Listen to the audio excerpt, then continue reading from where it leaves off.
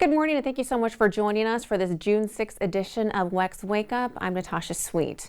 As new concerns about the president's age are raised, pollsters and Democratic strategists believe in the same technique, and that's something that the president is specifically avoiding, and that's getting out in public.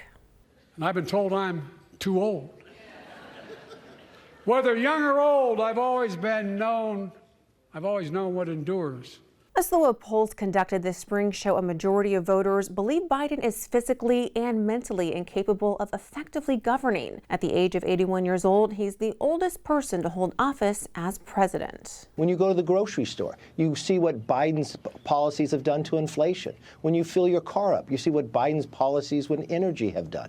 And this is where they're tone deaf. As former House Speaker Kevin McCarthy goes on a media tour criticizing Biden, he wasn't shy to say just how fast he's aged, to which the White House has contested. According to Senator Tim Scott, what was meant to harm Trump may actually help him thrive with a specific group of voters. D.A. Bragg, hear me clearly.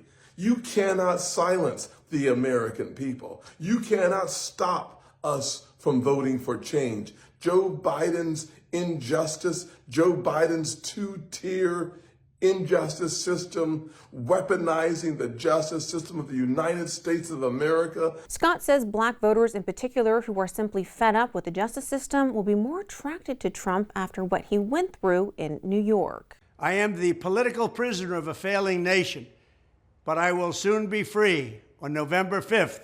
The most important day in the history of our country. After Trump's verdict, Scott said African-American men are sick and tired of the two-tier justice system, so much he believes up to 50% of them are open to voting red. House Republicans are sponsoring a bill to halt the immigration of Palestinians to the United States for 2 years. Our Amy DeLaura has more on the latest GOP response to the war between Israel and Hamas.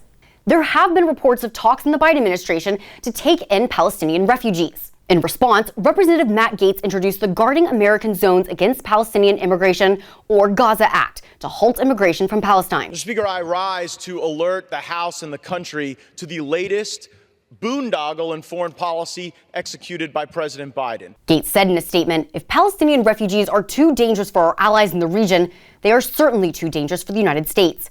The Biden administration's border policies have already exasperated national security concerns across our country. Gaetz's bill also comes ahead of a joint session in Congress where Israeli Prime Minister Benjamin Netanyahu will deliver an address. House Democrats are already disgruntled with the plan for him to visit Capitol Hill, while the latest ceasefire proposal is on the table. I'm Amy DeLaura for Washington Examiner. Thanks for joining us for this edition of WEX Wake Up. Be sure to check out our website for more stories and give us a follow on our social media so you stay in the know and all that's trending in politics. Have a great day.